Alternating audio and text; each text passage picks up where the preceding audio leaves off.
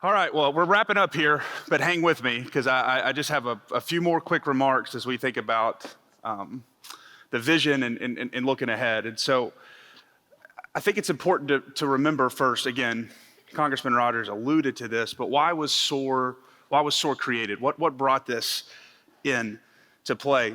85% of Eastern Kentucky coal production declined between 1990 and 2016, which led to over 10,000 jobs lost and just under, with an average wage of just under $100,000. So 10,000 jobs, $100,000.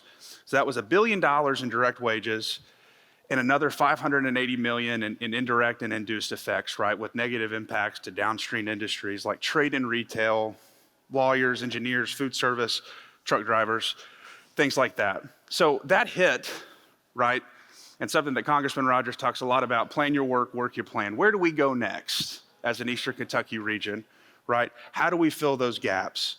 Congressman Rogers, Governor Steve Beshear at the time, co-founded SOAR, and really our mission was to find how we create high-paying, benefit-providing jobs for more Eastern Kentuckians, the same type that we just lost.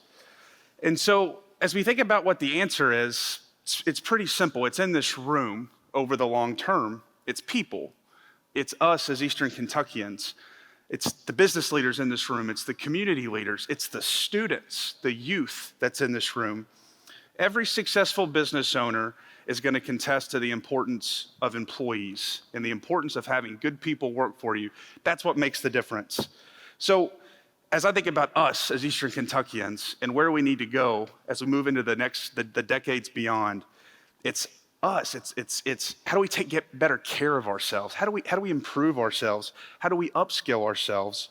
And so that is where our focus has to be. And so as we think about where are we today, what's our current situation, right? Eastern Kentucky has 13% of all Appalachian Regional Commission counties. So we've got 54 of all 423. But we have nearly 50% of all distressed counties in Eastern Kentucky. So what that means is distressed is bottom 10% of counties nationwide when it comes to 3-year unemployment, trailing unemployment, average unemployment, per capita market income, and the poverty rate. So it's not a recent phenomenon. This is something that when you look at the data, history shows it's been with us. It's been a generational thing. There's been certain things that we've had a harder time overcoming as a region than other parts of Appalachia. Because between 1960 and now, back to when the Appalachian Regional Commission was created, there's been an overall decrease of 62% in the number of distressed counties across the entire territory. But in Eastern Kentucky, we've only seen a much more modest increase of 18%.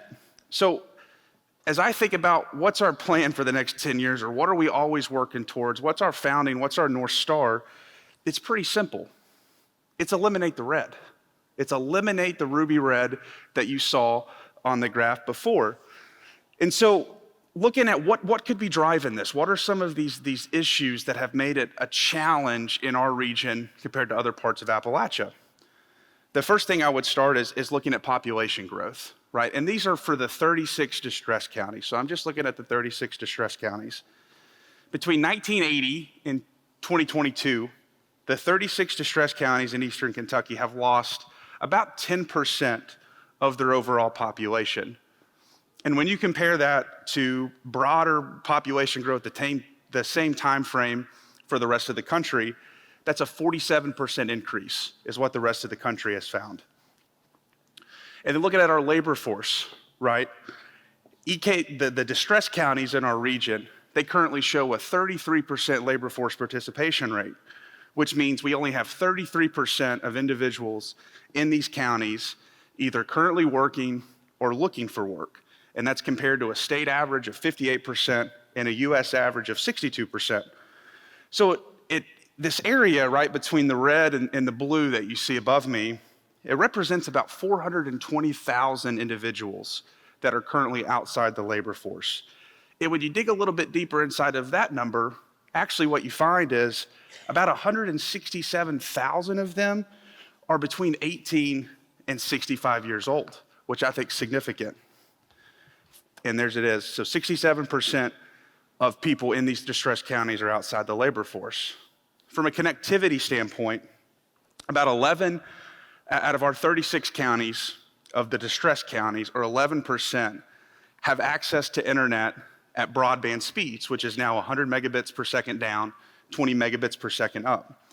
And we're lagging the state and the country when it comes to things on the equity, the digital equity side of things, like the number of internet subscriptions per household and computing devices. From a health standpoint, we have some work to do over the next 10 years and beyond, because right now, the average Eastern Kentuckian in those distressed counties that I mentioned lives 6 years less than the average American. So when I think about the Blueprint 2.0, this beautiful document that we created to be this community plan that we can work with with cities, with counties to say, where do we go? I'm thinking about it's these areas that we have to start. It's with our people, right? So as we think about over the next 10 years, we set some audacious goals, and these are something that SOAR is going to rally behind, and we hope our communities rally behind too as we go in. So we need to increase our labor force participation rate by 25% over the next 10 years. And if we're able to do that, what's going to happen? That's going to add 150,000 people to the workforce in these distressed counties, which is going to better support local and regional employers and make a strong case to potential employers looking to locate. So that's one goal underneath population growth and workforce development. We need to grow our population base by 5%. That's going to add 32,000 people in those distressed counties across Eastern Kentucky. And we need to have a 12% increase in the percentage of 25-year-olds and older with a high school degree or an equivalent of that. And all those things are bringing us to state and national averages, and they're all achievable, right? So looking at connectivity, which is at the top of SOAR's blueprint, it's the top of everything that we do, right?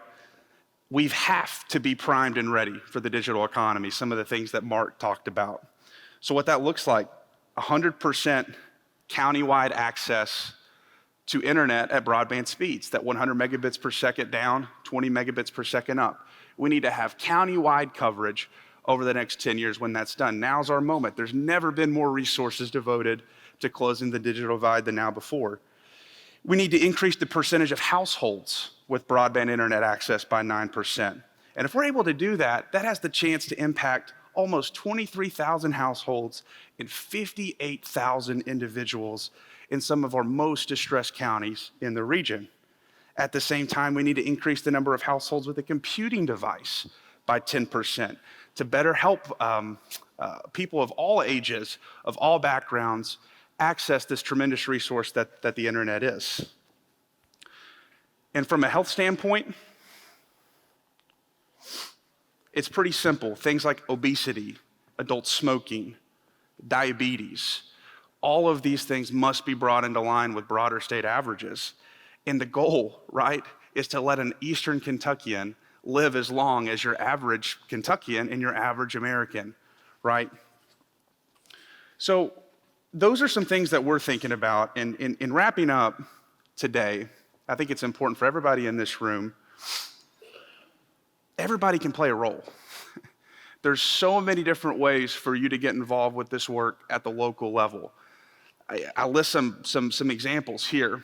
I can't speak it for you. I can't give you the exact role now, but I don't care where you're coming from today or who you know. Everybody has a part in making Eastern Kentucky the best version of itself. And our time is now. I mean, Mark did a great job laying out some of the trends that are happening in rural areas across America. The pandemic has shifted things, a lot of things in our favor that we didn't have before. So we've never been positioned for this opportunity, right? But it's going to take working together to grab it by the horns and make it come to fruition. So the last thing I'll say, right? What's the future of Eastern Kentucky worth to you?